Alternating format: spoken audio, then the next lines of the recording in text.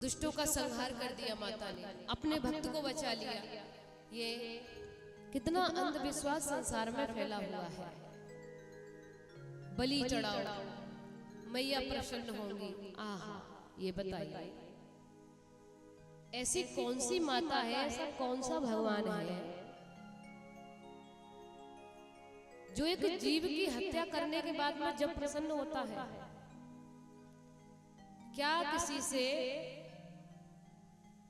कोई माता या कोई देवता ये कहता है कि तुम मेरे ऊपर बलि चढ़ाओ? कितने पापी, कितने ढोंगी पाखंडी अत्याचारी पैदा हो गए संसार में। कई जगह जैसे हमने सुना है कि भाई तुम्हारे कोई पुत्र नहीं है, कोई संतान नहीं है, तो पुत्र प्राप्ति के लिए क्या कर रहे हैं लोग? बलि चढ़वा रहे हैं। बताओ, किसी पाखंडी के चक्कर में उसकी बलि चढ़वा दो, इसकी बलि चढ़वा दो, आपके पुत्र पैदा हो जाएगा। अरे भगवान, किसी को मार करके जब संतान पैदा करना चाहते हो, कितने बड़े पाप की बात है, जरा सोचो। जिन देवी देवताओं को हम फूल पुष्प मेवा मिष्टान आदि सभी से इनकी हम पूजा करते हैं, इन्हें चढ़ाते हैं, नहलाते धुलाते हैं, इन्हें पूजते हैं, अब उनके ऊपर हम ऐसे बलि चढ़ाएंगे क्या?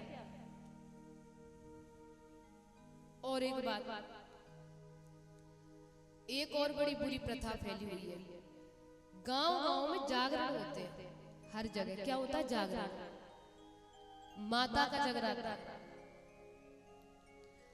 और वो आते हैं ना ढोल मजीरे वाले जागरण करने के लिए। वो क्या करते हैं पता है?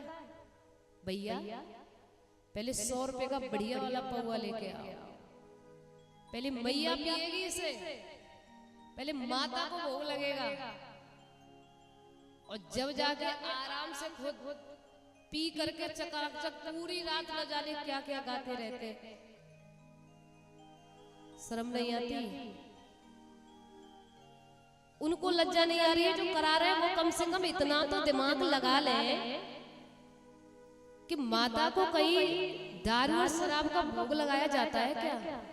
ऐसे व्यक्तियों को पकड़ करके इतनी मार मारो कि वो शायद हो सकता है कि जो ये पाप कर रहे हैं सिर्फ पाप को ही करना भुलाते हैं। ये हमारा धर्म कहता है। कई जगह की ये मैं कहानियां बता रही हूँ आपको। रात में जागरण करेंगे आराम से पी करके, मदरा पी करके, और भैया रात भर जागरण होगा, मैया पी रही है। अरे भगवान, बताओ कितने पाप की बात है, कितना अंधविश्वास फैला हुआ है। इनसे कहने के लिए आई है माँ कि आप मुझे मदरा पिलाओ, है कोई देवता या कोई कुछ कह रहा है कि नहीं मदरा पिलाओ? अरे जो चीज इसे सेवन करते सिर्फ राक्षस किया करते थे। और तुम्हें पता है जब राक्षस इसका सेवन करते हैं तो उनकी मति भ्रष्ट हो जाती है, और मति भ्रष्ट होती है तो उल्टे सीधे कर्म करना चालू कर देते हैं, और जब उल्टे सीधे कर्म करना शुरू होता है ना तो फिर उनका संहार भी जल्दी होता है। अच्छा, सबसे ज्यादा भगवान ने किनका संहार किया है? राक्षसों का। मदरा पीने वालों का ही संहार किया है सबसे ज्यादा। तो ये राक्षस वृत्ति जो बन रही है आज, तो हर घर घर में आप देख लीजिए, नशा, मदरा इत्यादि, मदरा पी करके, नशा इत्यादि करके वो घर में चले आ रहे हैं, पत्नी से कुछ भी कह रहे हैं, बच्चों से कुछ भी कह रहे हैं। बताओ, जब पिता के घर के सदस्यों के ही संस्कार बिगड़े हुए होंगे, ऐसी हालत होंगी, तो हमारी संतान पर क्या प्रभाव पड़ेगा ये आपने सोचा है? जैसा बाप होगा वैसे ही संतान बनेगी। भाई संतान भी तो बाप से सीख रही है ना, किसी और से नहीं।